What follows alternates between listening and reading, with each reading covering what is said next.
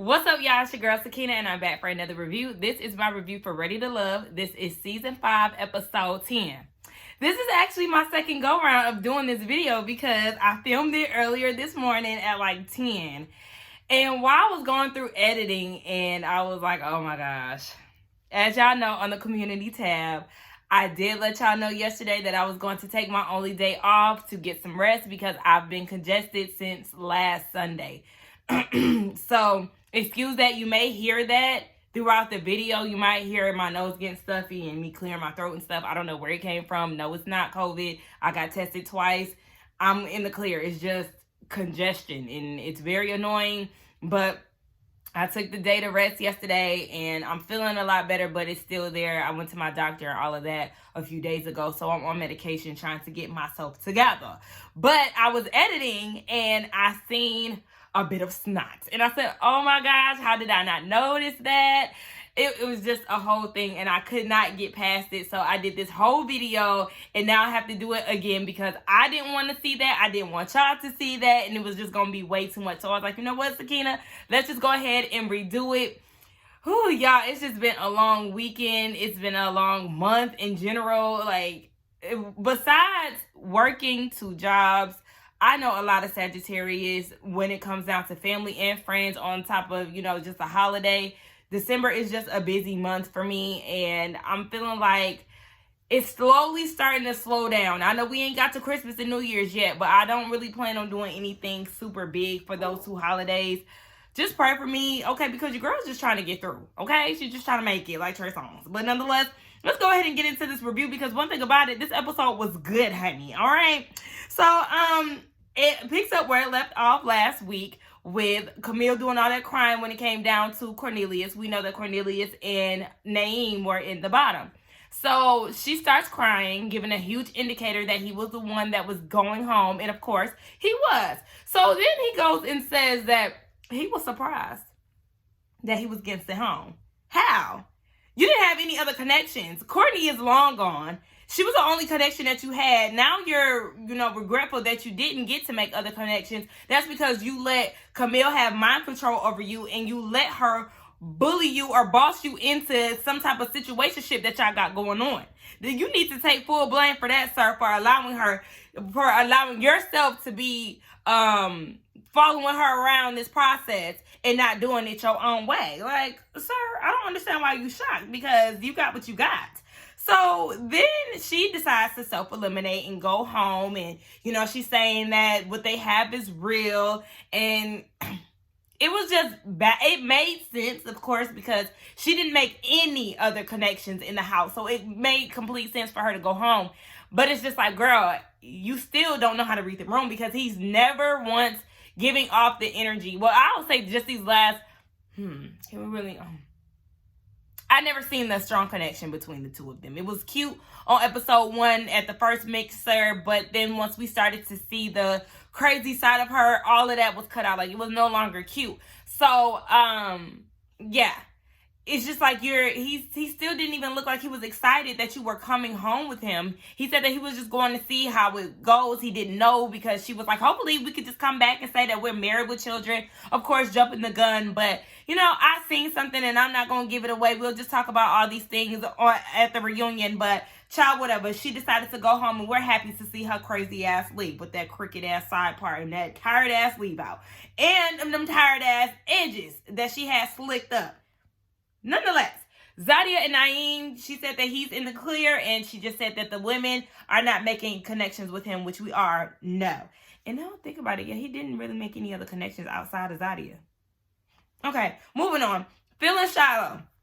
She in the kitchen, she cooking up, and Phil is saying, being in this house, it kind of took away some time for him to be present for Shiloh because he is trying to mingle and deal with his other connections. So she wants to know where she stands with him, and they play this love language game. One thing about Miss Shiloh, honey, she gonna talk about a love language if she don't do nothing else. Love language, being intimate, and she gonna give us a little bit of sensuality.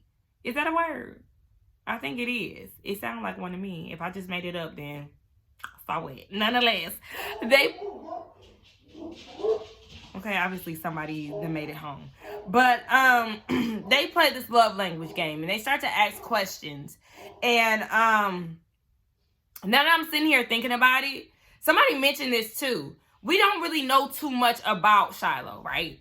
And then if you think about the whole thing, we don't really know too much about a lot of the cast members. I think the only person that I could really think of off the top of my head that is being vulnerable and doing what they're supposed to do is Aisha.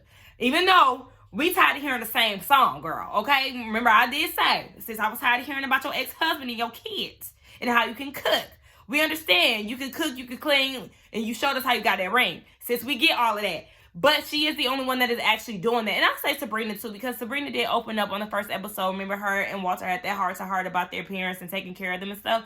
So I think those are the two ladies that I could really say off the back of my head that have really been trying to be vulnerable at some point. Whereas everybody else is really just surface. And I'm saying men as well. So it's like, y'all need to be trying to penetrate. At this point, we on episode 10. So it is real late in the game to be trying to do all of that. But child, whatever. So anyway, Phil says that Shiloh does have the ability to bring out the vulnerable side of people, and sometimes it could be annoying, but it's a good thing. I said, annoying? Listen, when I'm annoyed, there's nothing good about that. When I'm annoyed, honey, there ain't no good side to that. I need you to just leave me alone because I don't want to deal with you. You getting on my nerves. So I was just like, okay, damn. You don't like her questions all of a sudden, Phil? Okay. And she asked how can they improve the relationship. She asked him that, but then she ended up answering the question, and she said you could really work on your grand gestures, your words of affirmation. She would like a little PDA, you know. She want to be seen. And then she opened up to him and she said, you know, it is kind of hard to admit and be vulnerable and say that she chooses him. So she chooses him within this process. She don't need to look any further because the answer for her is right here. But the thing is, it's not really the same for Phil. And while she's saying this, he goes and gives her this rush kiss. I had felt some type of way about it, and it's just so happened that Shiloh commented on it too. She was not feeling that kiss that he was giving out, and I don't blame her because it was giving, I'm trying to pacify you vibes instead of actually being, you know, sensual, soft, and, you know, be delicate with me. Don't be trying to hurry up and give me a hush kiss so you can try to deflect and distract me from you not really responding to me. But she called him out on it, and he is not ready to give her that title as of yet. And that's fine because everybody's process is different. We do know that the ladies love Phil, okay? Baby got options. He got options out there, and so did Shiloh. But it just seemed like they both were agreeing that they were on each other's number one spot. But people have then came in and shook it up a little bit for Phil at the last minute. So he's not ready to really give her all of that as of yet. Because y'all know I don't really like, I appreciate him for not trying to gas her up, but also don't be trying to pacify her with little, you know, rush kisses. That's not cool to me. So then we see Aisha and Dante, and they basically just say how they feel the connection. He was knocking at Aisha's door, and she let him in. And Dante did say that it's the men's week to send a woman home, and he does have some unfinished business with Zadia, which we're gonna talk about in a minute, chill. So then we move on to fourth grade Frank and bare minimum Moomin. They're having a stroll on the town. Now, at this point, everybody is back in D.C. And they're having a walk down at the Lincoln Memorial. And here go Frank. You know, it's just a lot of history here. You know, Dr. Martin Luther King had his I Have a Dream speech here. You ain't saying nothing that ain't nobody know. Nigga, we already know that. And here come bare minimum Moomin. He's such my history teacher. I'll stay late for class. Girl, he did not drop a gem. Show of hands, who did not know that the I Have a Dream speech was held at the Lincoln Memorial? It was just like, gosh, shut the hell up, Moomin and Frank. You know how I feel. You already know how I feel about her and how I feel about Frank. Like, girl, you're just easily impressed, girl. Sure thing. He's a whole history teacher here because you didn't learn that in elementary. Nonetheless, she said that she's putting all her eggs in his basket. She's focusing in on Frank.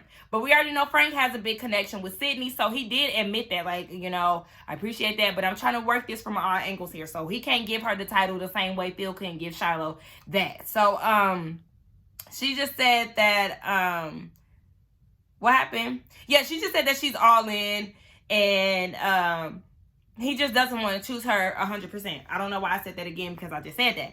And then he goes and takes out a golf ball from putt-putt, the putt-putt game that they had. I said, what? He said that it marks the first date that they had, and I just rolled my eyes. I'm sorry.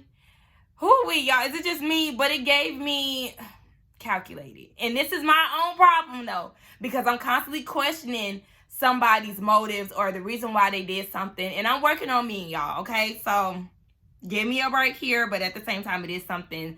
I'm not gullible, and every time somebody does something, I question the intent behind it. Like, did you do this because of that, or did you do this because of that? Like, you know, I just always question somebody's intentions, and everybody ain't out to get you, but it's just I always question it, and I know it's not good, but it was just like, what happened on that date that was worth you stealing a damn golf ball from the putt-putt place? Shit. Let me find out you're just trying to secure your spot for next week, and you just thinking ahead. But anyway, I really feel like Frank and Sydney just need to go ahead and move forward. They both come from the same background as far as the nightlife. We know he likes shaking drinks super hard at night, and she could be at the same party or club kicking it with her homegirls, and they go home at the end of the night together. Like, I feel like it's a win-win for the both of them. I don't know. I just feel like Mumin likes whoever is in front of her, and this whole thing with Frank, I'm just not buying it. She just likes him because he like her. Child, whatever. And then on top of that, Mumin, don't forget that you was really feeling Dante at the putt-putt, but Sabrina had done stole him away, so you didn't even get a chance to talk to him. But you know what? Sometimes God sends you on a whole nother route to get you down the path that you're supposed to go. That's something to think about. Now, is it for them? No, I don't think so, but that's just something to think about in life in general.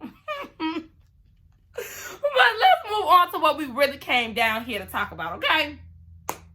Dante and Zadia, honey. Let me get a little bit more drink.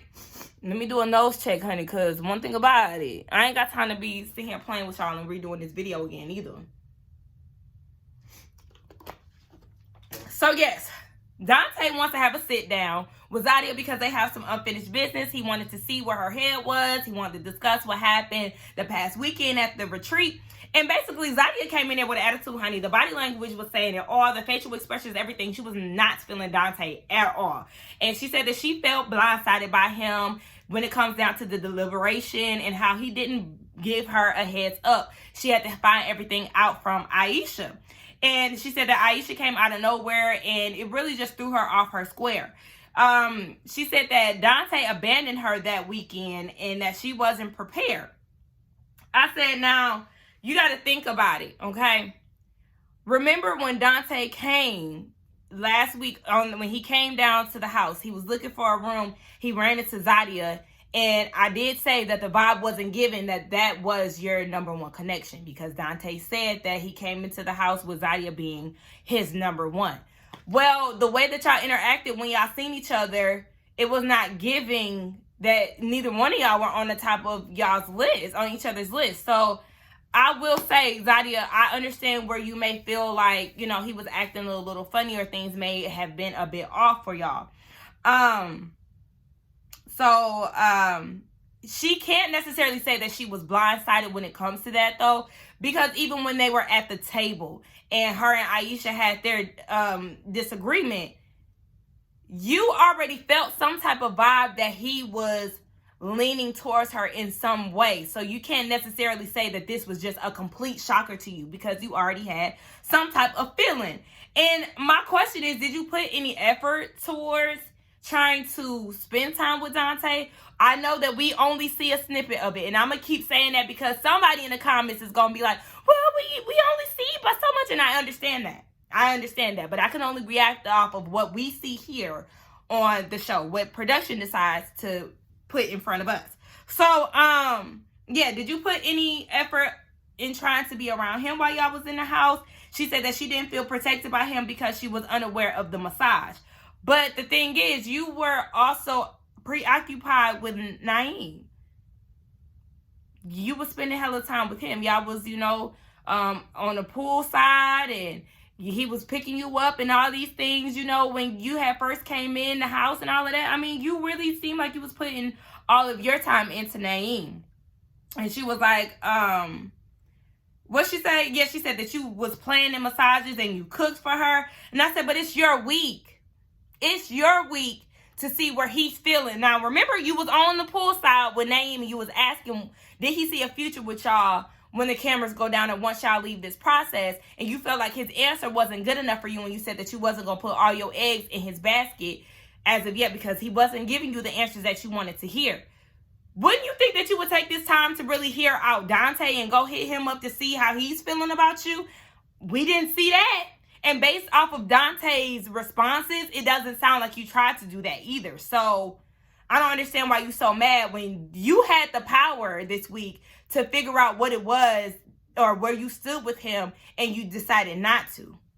I mean, it really works both ways. And I feel like really both of them were making assumptions because Dante felt like she had already chosen Naeem. It just seemed like both of y'all just had a lack of communication and y'all just naturally assumed something that could have been or could not have been. It could have all just been resolved through a conversation. And I was like, so yeah, so then why did I say I was like, so he was like, basically, he's feeling Aisha. Honey, the moment he said that, she pulled out the little guilt trip. Did you ever care about me? Girl, what? By him saying that he's feeling her, just like Dante said, him saying that he's feeling Aisha is no different from you saying that you feeling Naeem. So I don't understand why you got so upset. And she walked away from the situation. She said, you know what? It's okay. You have fun with Aisha, who has long talks about nothing. Okay. Girl, it's giving Saudi. Like, you would have thought that y'all was actually dating the way that she stormed off and the way that she reacted. And then she said something shady like, that's what he chose or something like that. Like the audacity of him not to choose me. So either you was really feeling Dante or you're just mad that you lost to somebody that you don't like. Which one is it? I really can't tell which one it is because it's really giving a mixture of both. Oh, Zadia, I just cannot with you, sister girl. So, she leaves and he gets his plate of food, right? Baby, Dante is me. Okay, you can walk away. You're going to be mad, but baby, I ordered me some vegan risotto, okay? A little red wine, and I'm going to sit here and enjoy. Next thing you know, he looked up and she's walking back up to him. And she said that she walked back up to him because he did not allow her the opportunity to say how she felt about him or where she had placed him. And I said, I mean, he did not allow you to do that. You just decided to get up because you heard something that you couldn't handle. That's all that was. So, she said that she was going to choose him before they actually went to the retreat. Okay? If that was the case, why didn't you display that in the house, Zadia? Why didn't you try to carve out time for him? It just doesn't make sense to me. It seemed like you really did have your eyes set on Naeem. Now, she did mention that she did feel like he was being a little funny towards her, but why didn't you just pull him to the side? Like, hey, I just wanted to see where your head was, blah, blah, blah. Like, you can't make assumptions. Neither one of y'all can make assumptions because it's going to get y'all nowhere. But she said that she was going to choose him before the retreat, but he showed his true colors. And as she's saying that, she's doing this to his nose. She's touching that man's nose. Girl, what? That is unacceptable. And there's like no coming back from that. And this is the reason why he doesn't want to move forward with you, because look at how you handle conflict. He's seen it firsthand at the table with Aisha, and you're doing that cattiness with the brown girl squad, and then here you are not being able to handle what he said, and now you're putting your hands in his face. Like, girl, no ma'am. Okay, y'all, I had to get myself together. But nonetheless, yes, I just felt like you were crossing too many boundaries for my preference, for anybody's preference, and I was trying to, go a little soft on her last week when it came down to Aisha calling her aggressive. But y'all was right in the comments. Let's call a thing a thing. She is aggressive in this time. She was aggressive at the table. She's been aggressive and very mean girl-like towards Aisha. And it's really giving unprovoked. Like, why? What is the reason that you got all this smoke for her? Really? Is it because you feel like are you intimidated by her? That's what it's giving. Because there's no reason why you should be acting like this to her. Like, girl, please. So, I just feel like Zadia really showed her true colors at the table with Camille when they was kikiing and trying to do that catty shit with Aisha. And then she showed her true colors right then and there when she went as far as putting her hands on him. Hey, girl, you're the one that's out here showing your rainbow, Miss Ma'am. The fuck? Or your dark cloud. Ain't no damn rainbow. Anyway, she then says that Dante is not ready for love and Aisha is dumb. But she said Aisha is dumb and something she said.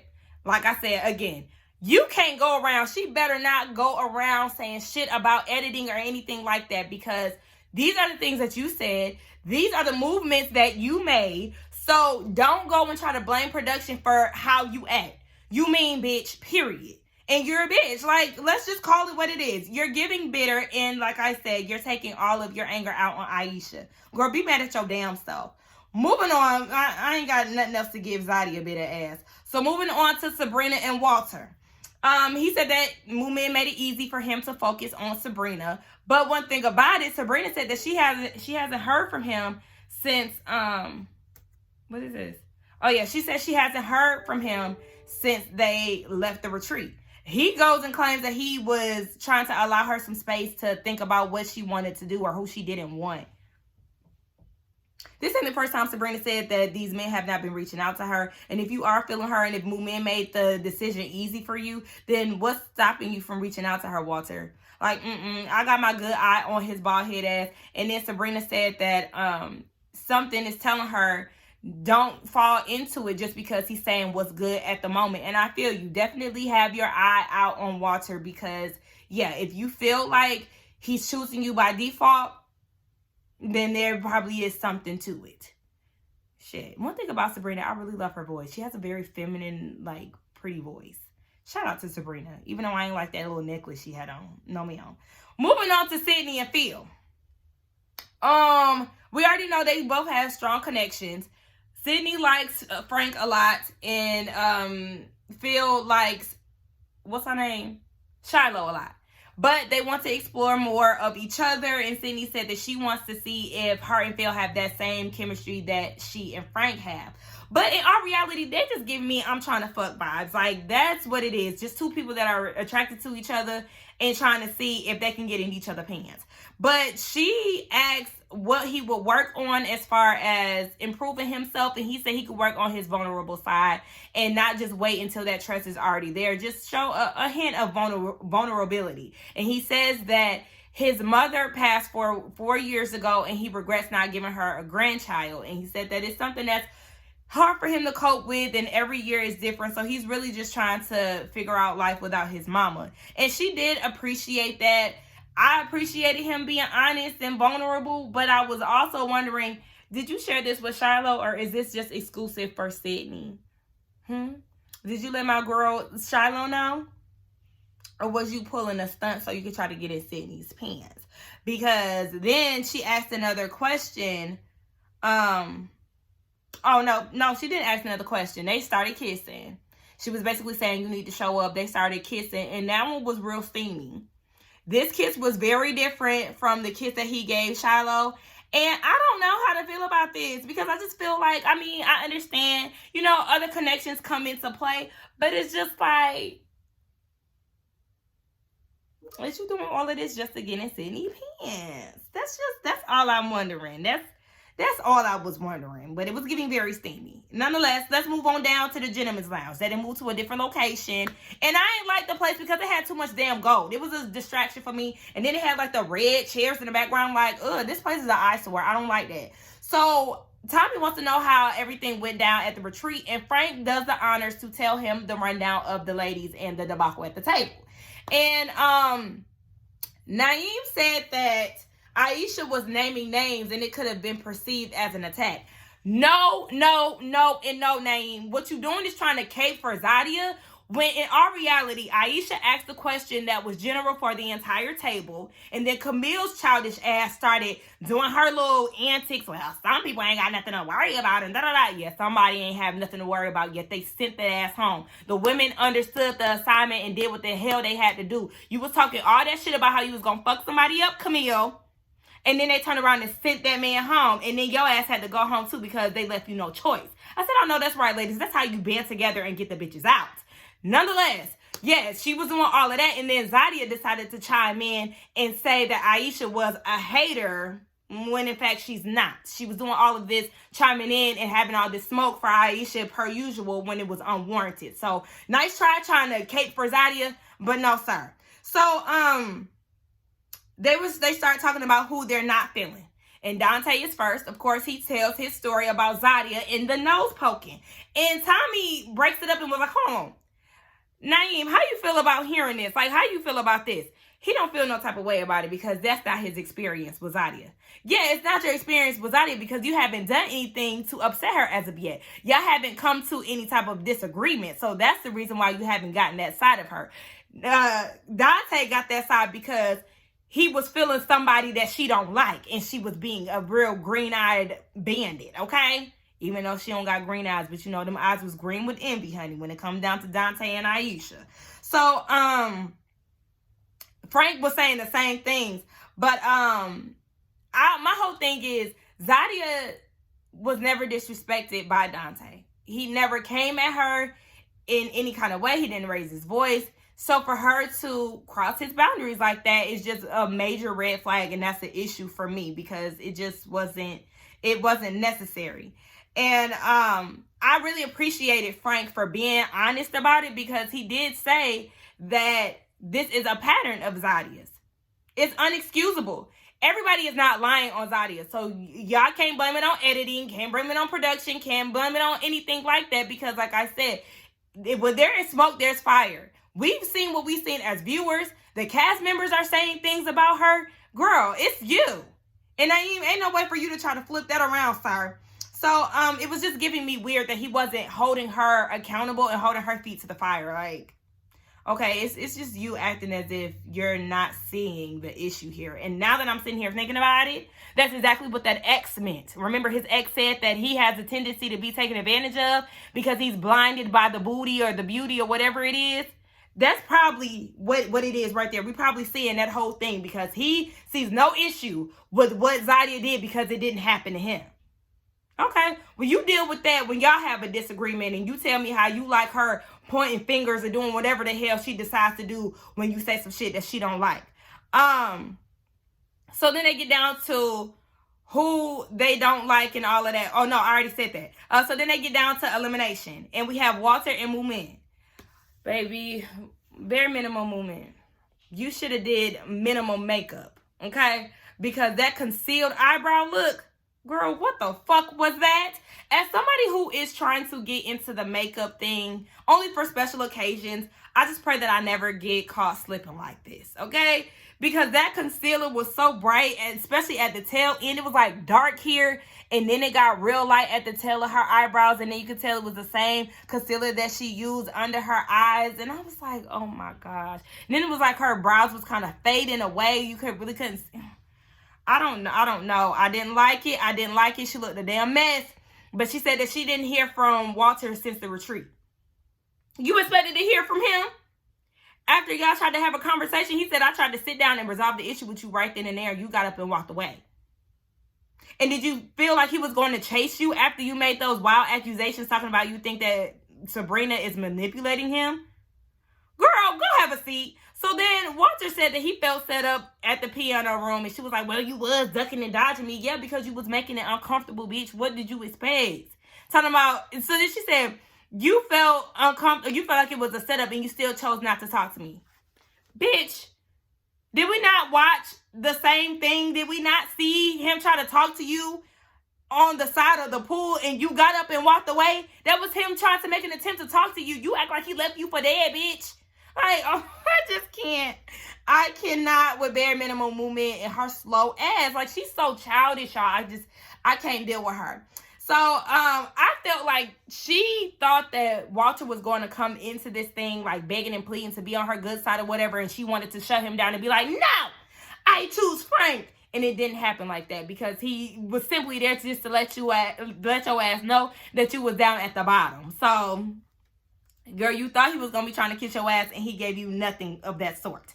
So, she's safe. But then she goes and says, like a lot of people, he was doing a lot of assuming. And we can say the same thing for you. You can go ahead and group yourself into that group of people that you're talking about because you're the same one who was accusing him of being manipulated by Sabrina. So, okay, girl, shut the fuck up. Anyway. Oh, y'all, she get on my nerves. But anyway, Zadia and Phil. Zadia came in with one of her best outfits in her closet. I said, sis, if that's the case, you could come a little harder than that. But nonetheless, she came in and Phil got right down to it. He said, look, I want to hear your side about this whole Dante situation. Come on, give it to me. So she said that Naeem was pregnant. That Naeem was present and that Dante had went ghost. And she said that he was being a coward and he wasn't courageous enough to tell her that he had made this decision. I said, girl, it's not about him being a coward. Like, what's up with all this name calling and shit? He told you what he wanted to do when he had that sit down with you. Okay? He told you what it was and you decided to poke him on his nose. Yes, he took this opportunity to get to know Aisha in the house because they did a lot of phone conversating, but they didn't have the opportunity to have any type of physical date. So he used that opportunity in the house to get to know her a little more. Sue him for trying to get to know somebody else because you act like he was your only option. Girl, get the hell out of here. And anyway, so Phil asked, is there anything that she could have done different? And she said, communicate. You would think the first thing would have been you saying that you should not have placed your finger in his face. But then she goes and says, I did give him that black mama talking to. It's not funny. He's not your son. That's a grown-ass man. And you was disrespectful as fuck. And that's why I just feel like you having no remorse, you not holding yourself accountable is a turnoff. I don't really see it for her. I haven't seen it for her the moment she started coming for Aisha. And it's like she's peeling back her evil layers every episode. I just can't say enough how disappointed I am with her. But at the end of the day, peace, bitch, because she got sent home too. I said, I know that's fucking right. The ladies did what they needed to do as far as sending Cornelius home, which led to Camille going home. And the men did what they had to do as far as sending Zadia's ass home, because you don't do shit like that.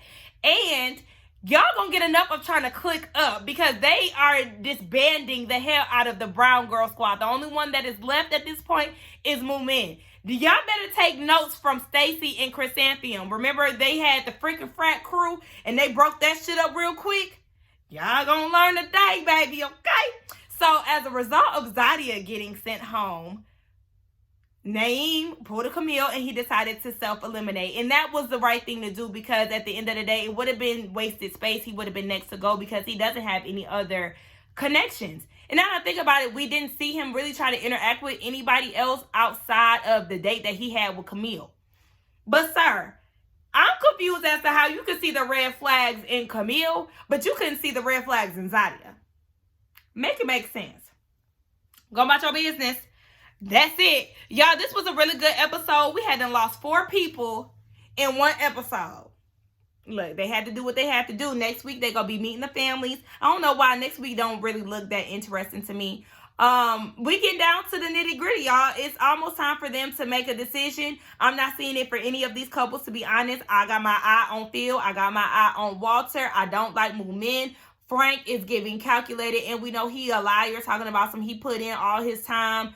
His red flag or whatever the fuck is the fact that he's too attentive, but his ex said otherwise. Who else? Shiloh, she seemed cool. Sabrina, girl, you should have self-eliminated the moment that the men weren't reaching out to you. Who else? That's all I can give as of right now. Aisha and her 4 necklaces. I mean, I like her. Dante, he got 3 kids and 3 baby mamas. But I like him and Aisha together. Nonetheless, let's get down in the comments and talk, y'all. Y'all let me know what y'all thought about this review along with the episode. Don't forget to like, comment, and subscribe to my channel. And I will see y'all in the next one. Bye.